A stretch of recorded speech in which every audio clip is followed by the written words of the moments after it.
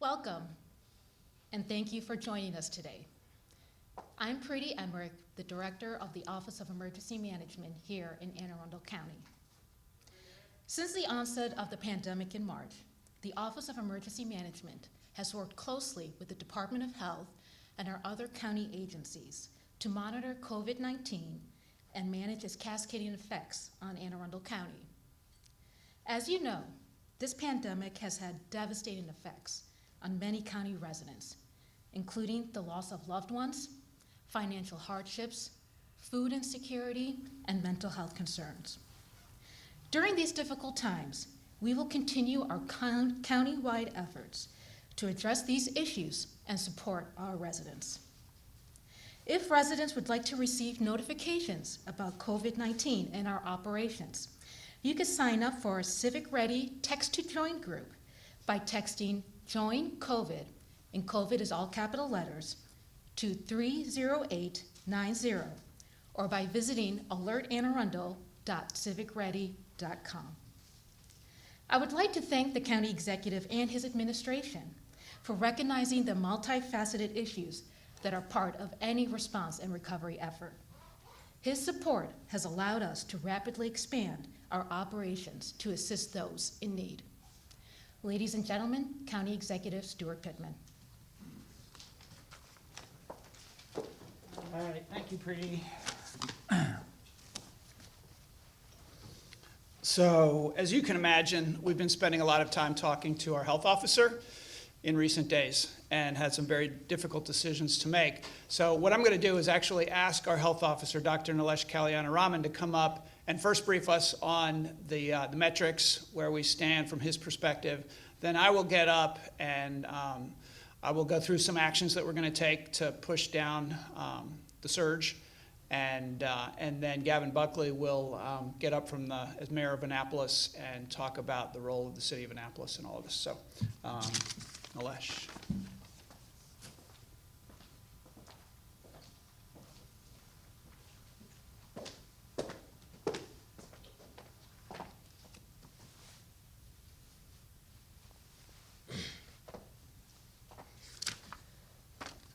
Thank you, County Executive Pittman, for leading and continuously working to protect those at greatest risk. I'm Nilesh Kalyanaraman, the Anne Arundel County Health Officer. We had our first case of COVID on March 11th, 8 months ago. At that time, we were scrambling to get testing, contact tracing, and hospital capacity up to speed. Once we did, we crushed the curve. Over the summer, we had to take actions to keep control of the virus. Now, during the fall season, people have moved indoors. More activities are taking place, and people are just tired of COVID. That's why we're seeing the fall surge we knew would happen. Our case rate is at 23 and climbing rapidly, setting new highs each day. We're seeing over 130 new cases a day. Our hospitalizations are steadily climbing, with over 60 people hospitalized at Anne Arundel Medical Center and Baltimore Washington Medical Center. It's been over 5 months since that many people were hospitalized for COVID. For those with severe symptoms who require hospitalization and survive, the vast majority have long-lasting pulmonary and neurological symptoms. And more people are dying. COVID is far more deadly than the flu. From 2015 to 2018, in our county, the flu killed an average of 11 people each year. In 8 months, COVID has killed 271 people. In the last month, our death rate has increased significantly. COVID continues to hit blacks harder, with 1.5 times the expected number of cases and deaths. Hispanics have 3 to 4 times the expected number of cases. Low-wage workers are at greater risk because of the need to go into work without an option to telework. The impact of COVID has been devastating, and we're entering a period that will be even worse if we don't act now. Our hospitals currently have the capacity to take everybody who needs care. However, our current trajectory will flood them with COVID patients at a time when resources will be thin in the state and country. Our contact tracing efforts, one of the finest in the nation, has been operating since day one. But at these levels of spread, contact tracing cannot slow down our trajectory, and it cannot keep up with the rapidly growing number of cases. It was not built for that. The measures we've put in place have prevented COVID from being worse, and yet it's not enough. Now we've reached a crisis point. The warning signs were flashing yellow, now they're red. Now more than ever, each of us has to do the basics of COVID prevention each day. Please do the following: wear a mask, watch your distance, wash your hands. In addition, we all have to limit our activities. Our contact tracing data shows that gatherings, both family gatherings and house parties, are fueling the spread. Restaurants are high risk as well because you're meeting with folks you don't usually see with no mask and no distance. I'm asking you to stop these high-risk activities. Additionally, we need broad measures to control the spread. When we saw our cases rising in July, we took action by closing restaurants at 10 p.m., limiting gathering size, and preventing gathering in malls. We expected to and did see our case rate go down 2 weeks after we took those actions. We're all tired of COVID. To get it under control will require sacrifice. We need individual efforts and broad changes to get this under control. There is light at the end of the tunnel as vaccine advances are being made each day. But we have to keep everyone alive and healthy so that they can get that vaccine. We crushed the curve once, we can do it again. Next, I'll turn it over to Chief Tricia Wolford of the Anne Arundel County Fire Department.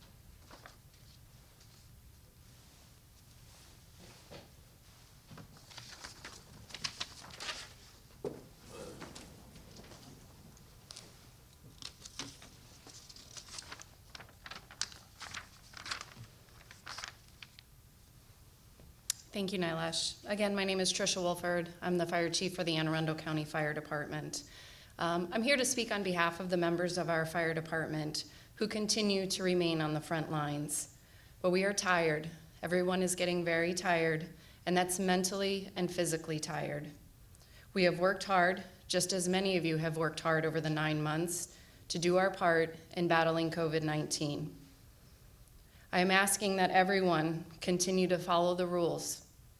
Wear a mask, wash your hands, and appropriately distance yourselves. We are honored to serve in our communities, and we will continue to do so at a very high level of dedication and pride. But we are seeing extremely dangerous trends in our EMS patients. We are seeing increases in the severity of a patient's condition, possibly waiting too long to call 911 for fear of going to the hospital alone, or possibly the potential to be exposed to COVID-19 is keeping them from calling. If you are experiencing chest pain or trouble breathing or potential stroke symptoms or any other severe medical issue, I urge you to call 911 so that we can help you. There are many options to address your health, such as telehealth appointments, seeing your doctor virtually, local pharmacies, and neighborhood clinics. I encourage you to choose any of these options to address your health, but always encourage you to call 911 if you have an emergency. Everyone in the medical industry is busy and overly worked at this point. We are experiencing long wait times at the hospitals and other limitations in our medical system. Again, the paramedics, EMTs, and firefighters that are out there every day are working really hard to make sure that we can provide the best service. There are only so many doctors, clinicians, paramedics, and firefighters in our country right now, and everyone is doing their best. Again, I would ask you to continue to do our part, to continue to do your part, and we will continue to do our part. Again, we are proud to serve, and we are happy to help, but it's going to take everyone, so please do your part. I will now turn things back over to County Executive Stuart Pittman.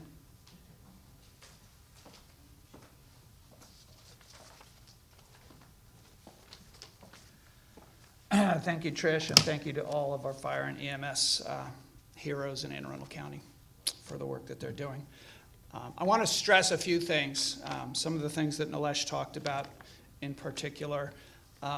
First of all, the numbers. We all watch the news, and we found out yesterday that while A week or two ago, we thought it was pretty bad that our deaths each day were up around 700, and yesterday they were at 1,432 Americans died of COVID.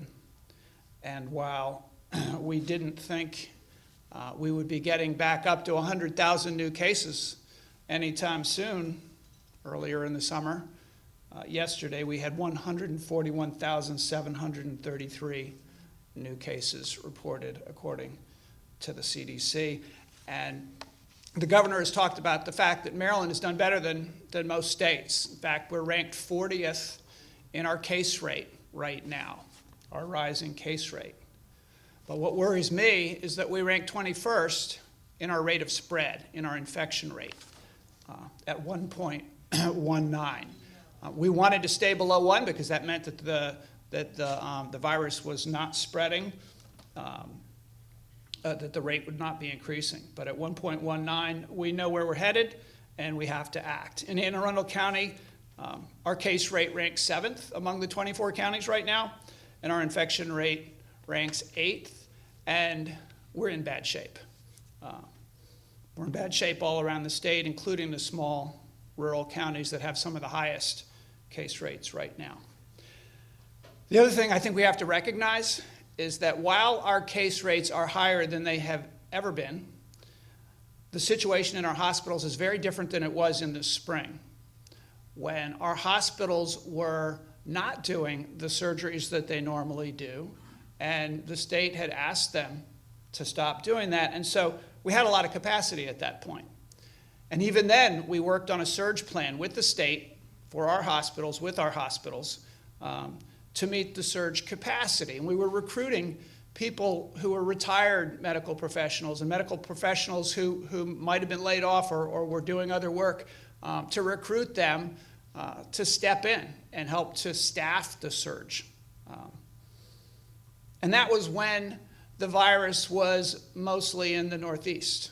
And now the virus has gone across the country, and we don't know where we're going to be able to recruit these people from because 40 states are in worse shape than we are.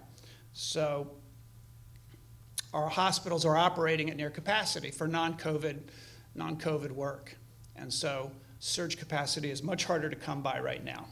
So we can't make our plan to deal with the virus to build our surge capacity. What we have to do is push down our numbers so that we don't need that capacity. And then finally, I want to say that we don't hear the names of the people who die of COVID as often as we should. They often die alone in hospitals, away from their families. We've had 271 in Anne Arundel County reported, another 12 that are suspected to have died of COVID.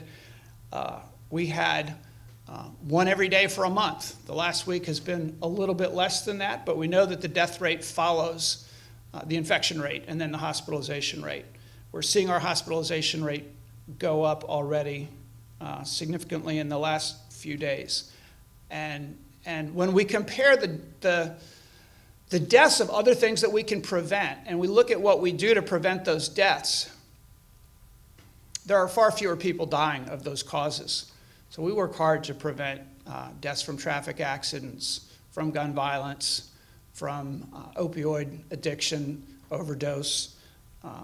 We have to work hard to prevent death from COVID. So the governor made an announcement Tuesday, and I want to commend the governor for having flattened the curve in Maryland. We did the hard work back in the spring. When actions were taken to limit the mobility of our residents statewide, it worked. It absolutely worked. We all know that. The numbers came down. I was disappointed that no actions were taken across the state that I believe will lower the spread of the virus. What was announced was a reduction of restaurant capacity from 75% of fire code to 50%, and no restaurant that I have heard from thought that they could go to 75% because we have restrictions, state restrictions on how many people can be at a table and how far the tables can be apart. So the 6-foot distancing was preventing them from going to 75% anyway. So reducing it back to 50% will not decrease the spread in restaurants. Establishing an indoor social gatherings limit of 25, to me, is not enough. My house is not all that big, and I can't imagine inviting 25 people over and hanging out in my living room in the middle of a pandemic. So we want to discourage people from having those kinds of numbers in their homes. And then saying that we're going to increase enforcement is something that it happens at the county level, and I can tell you how hard we have been working at that and how we have brought people in from all departments of government to help with the enforcement efforts and how difficult it is. The job is to educate our businesses and our community, and just saying we're going to do more enforcement in itself, I don't believe is going to push down the spread. So I've been talking to the other county executives, particularly in Central Maryland. We have been on the phone with each other every week. We were on the phone with each other yesterday on Veterans Day as well. And without state action, we need to move regionally. And so I know that Baltimore City has already taken action. I know that there's a press conference very soon in Prince George's County where they are going to be taking action that does have the potential to slow the spread of this virus. So those are our neighbors to the west and to the north. We don't want to leave them hanging. We want to join them. So, first, starting tomorrow, Friday, social gatherings in Anne Arundel County will be limited to 10 people indoors and 25 people outdoors. And we're doing this because our contact tracing in Anne Arundel County and across the state show very clearly that social gatherings are spreaders. And unlike businesses where we have somebody in charge who can implement best practices and enforce them, we don't have that in social gatherings. And unlike businesses, when we limit social gatherings, we're not putting people out at work. We are inconveniencing people.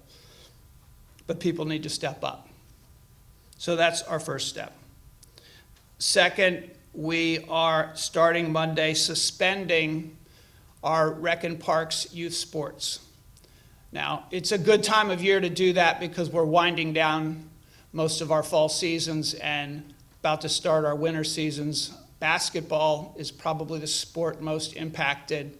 My twin boys played basketball in a Rec and Parks league last year, and they're disappointed.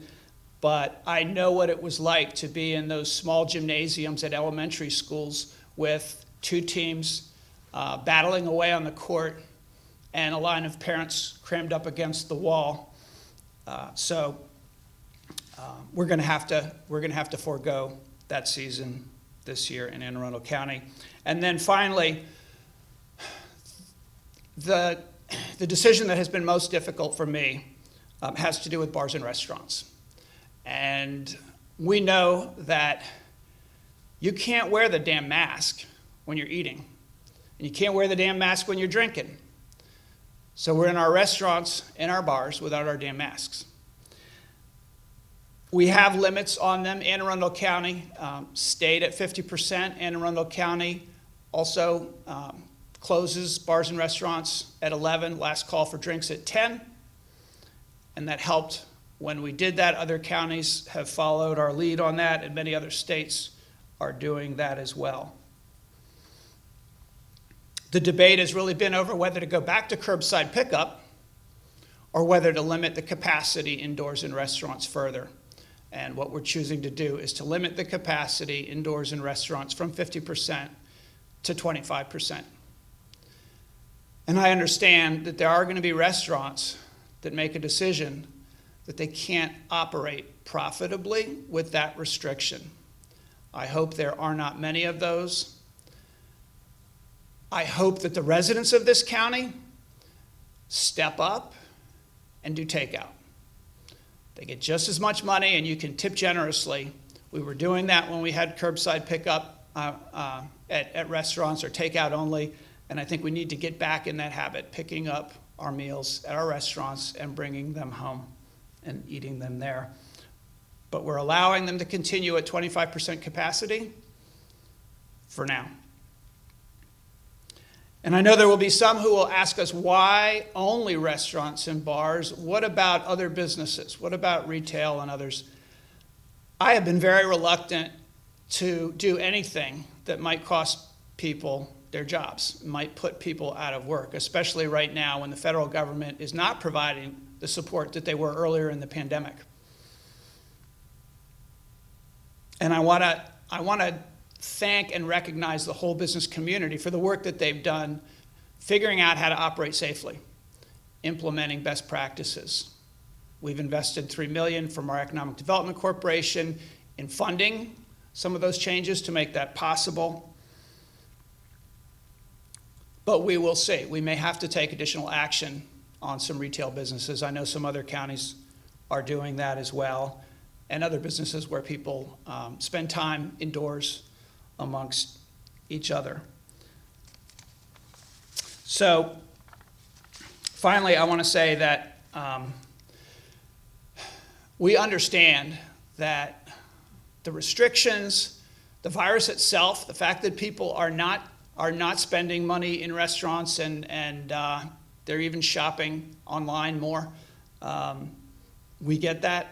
The economic impact is an impact on people. It's an impact particularly on lower income people.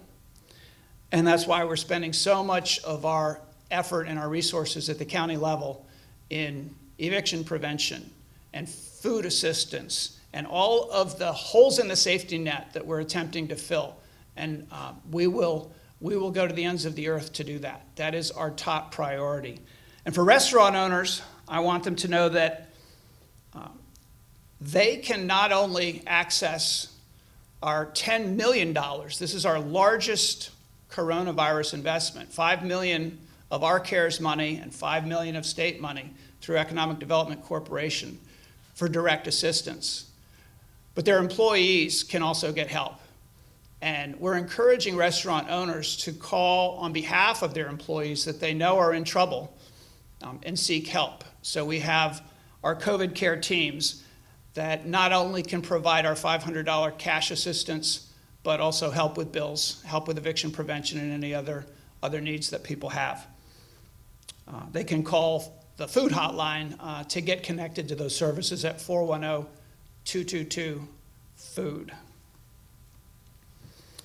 And as far as additional assistance, we are talking to our members of Congress, and we'll be advocating for additional federal assistance, particularly for unemployed folks who've been put out of work, and we have some optimism on that front as well. And we'll be continuing to communicate with the residents of this county. We have a recovery group that we've been meeting with regularly to talk about the steps that we're taking, opening or closing. We're going to be broadening that and doing those virtually with the public participating. So the first of those will be next week so that people can weigh in, both business community and others, about the actions that we take and others that we should take. So I guess finally, I just want to appeal to the residents of the county that we really are in a war with this virus, and we have done well. We have won some battles, and this is a war where everybody's enlisted, and we cannot afford to abandon our posts. We cannot afford to desert in the middle of this, as we're nearing the end of this, we believe. So stick with us, please. As Governor Hogan has said, we're all in this together. And as Dr. George Everly has said, division delays recovery. So if we work together, we can absolutely push these numbers down as we need to. So one of our most important partners in this is the city of Annapolis. Gavin Buckley, himself a restaurant owner, will get up and say a few words about the work that they're doing in Annapolis to help us crush the curve.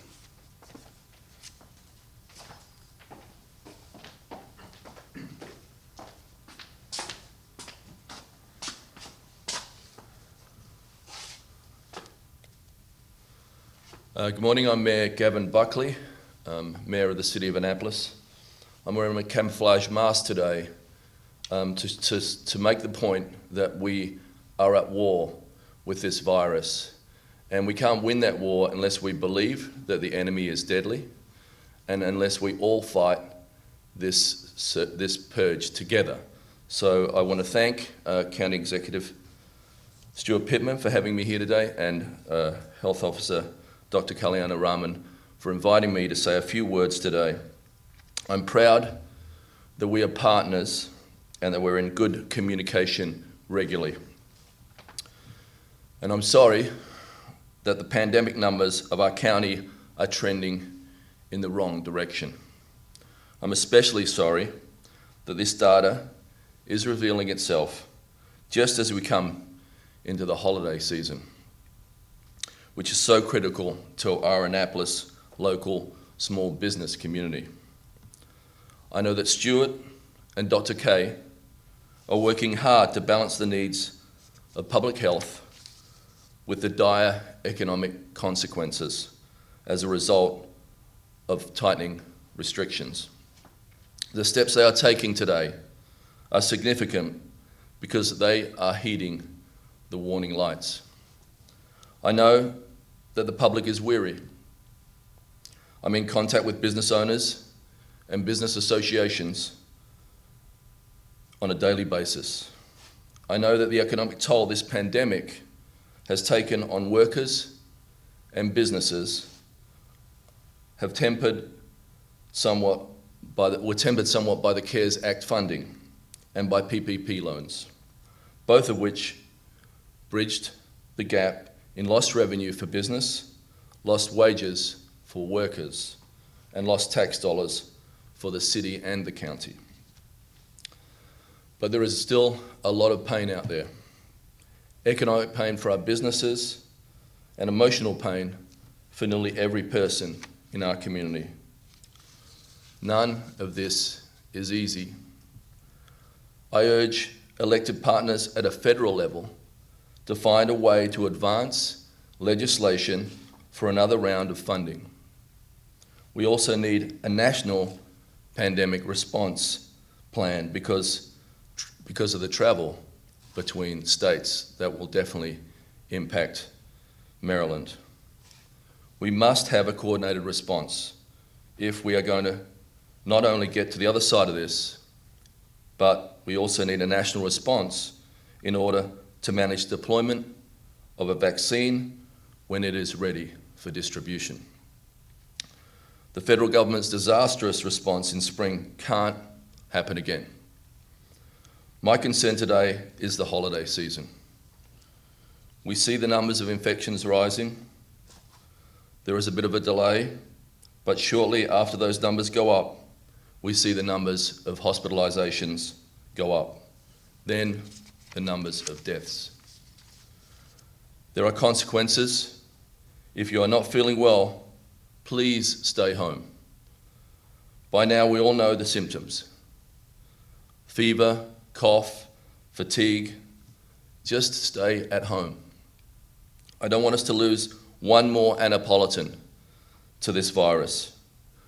Contrary to what we hear on social media, it is at least 4 or possibly more than 10 times deadlier than a seasonal flu.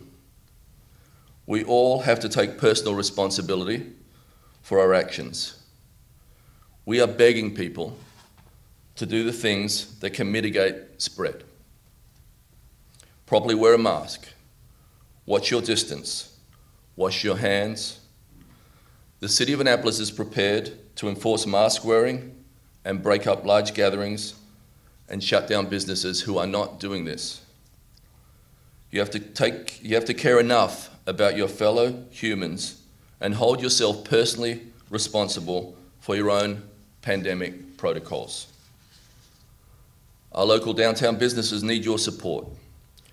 not just in shopping locally or opening your wallets, but in slowing the spread. You can continue to support businesses, get carry-out orders, tip generously, dine outdoors, in retail, do curbside pickup. There is nothing that will ruin the holiday season for your family or your friends and for our community, especially our business community, than to see the numbers of cases and deaths rise in the city, the county, and our state. Please take personal responsibility for your actions in order for businesses to stay open, in order for our community to have a holiday season. We are counting on you. Please help us get through this together. Thank you all. I think now we'll step up. Questions now, if our speakers can line up. There. I'll start. County Executive Pittman, Scott Wyckoff at WBAL Radio. Yep.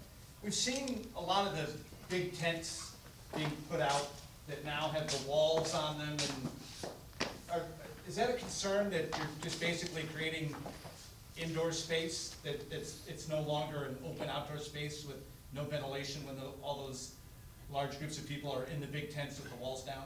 Yeah, I'm glad you asked about that, because we get comments from residents about that too when the walls come down. That's considered indoor space. And so they're under the same guidelines to separate their tables, numbers of people at tables, as indoor space in the building. How does that work with the capacity numbers with the fire code? So they are 25% fire code capacity indoors, and what we were doing before is that when they were at 50%, is letting them use that space to get towards their 100%. So we're still allowing them to do that. So if they add tents, they still do that, but they have to maintain the distancing. County Executive, we're 2 weeks out from Thanksgiving. What do you tell people who want to gather with their families still, for the holidays? I tell them learn how to use Zoom. That's what we're doing. We're planning to connect with other family members through Zoom. If they can eat outdoors, let's hope for a warm day, and really take the time to connect every way we can. But when you have a large group of people gathering together, you're going to spread the virus, particularly if they're people who are not don't normally see each other. And then of course we know that people can get tested before. And then quarantine from the time that they test, if they test negative, until they see each other to protect themselves as well. County Executive, you alluded to the fact that fighting this pandemic is like a war. The lights were a little dim at the time you referenced that. Can you re-reference that for the county? Sure. Yeah, I mean, we are at war with this virus. And we have had success in the early battles of this war. And we can see victory down the road with the vaccination success in the trials. So we hope that by this time next year, things will be pretty close to back to normal. So we have to finish the job we started, and nobody should abandon their posts and desert in this war. I got 2 questions. First, have you considered, or is it maybe down the horizon, to institute a mask mandate like the city has? And then second question, with restaurants going down to 25% capacity, with social gatherings going from 10 indoors to 25% outdoors, when it comes to 25 people outdoors, yeah. When it comes to retail, we saw the grocery stores and the big box stores limiting the amount of people that can come into the store. Does that come from you or the state? Could you do that? Because it seems like that would be, if we're going to do all these other things, people can, you still have hundreds of people in a Walmart. Right. So right. I'm just curious, first the mask mandate, and then can you take steps to curb that? Yeah, that is on our list for enforcement. We're in conversations about how to enhance our enforcement efforts, And one of our concerns, especially with the holiday season's coming and a lot of shopping going on, is big box stores and grocery stores that were very careful about the numbers that they let in early on, and many of them are no longer counting. And we've started to see larger crowds in those stores. So we will be working with them to get back to those activities. Okay. And then the mask mandate, have you thought about that at all? Yeah, well, we implemented, in fact, before the state of Maryland, the mask mandate that says, indoors and outdoors, when social distancing cannot be maintained, that masks are required. Hasn't been enforced as well as we would like, especially in some situations. So we have that, and we're going to continue to figure out ways to enforce it. Thanks. A question for Mayor Buckley. You have Midnight Madness coming up the next several weeks. Is that still planning to move forward? I mean, a lot of people in downtown potentially. I think we're reacting to this week by week, so we have to make those calls as the situation develops on the ground. So obviously we would like some of those things to be in place to help our retailers, but at this point we have to kind of see the situation as we get closer. I have a question for the health officer also. Can you explain, one of the issues that a lot of hospitals and medical facilities had back in March was they didn't have enough PPE, they didn't have enough resources to battle this. Do you feel that they do have enough PPE now, but they're just seeing more people come into these facilities that they can't handle it? Or maybe if you could just explain how these hospitals are doing and how bad it really is? Yeah, so in March, April, May, one of the things that happened was that elective procedures were canceled, and frankly, fewer people were moving about, and we saw the effects of that on their health. And so there was both space in the hospital, there was staffing in the hospital, there were PPE challenges, but it was being diverted to COVID purposes. Right now, the hospitals are operating at a normal capacity, which is near full. What's different now is a couple of things. One, we're not asking them to defer routine care, and we don't want to get into that position. The second is that while our PPE stocks are good now, the challenge we have is that every single state in the country is on the way up, with 40 plus states in the red zone. When emergencies are happening, the emergency management system is meant to divert resources from places that are doing well to places that are not. If everywhere is doing poorly, we're going to run into shortages. We saw that with our testing that happened this summer. We were doing well, but because of increased hotspots throughout the Southwest and Southeast, our testing numbers were delayed. That's happening throughout the entire country now. So that's our challenge, is that our hospitals are having to compete not only with others in the state, but others in the country for staffing and for PPE. And so through no fault of their own, we're all going to be in a bad spot if we don't get control of this quickly. Thank you.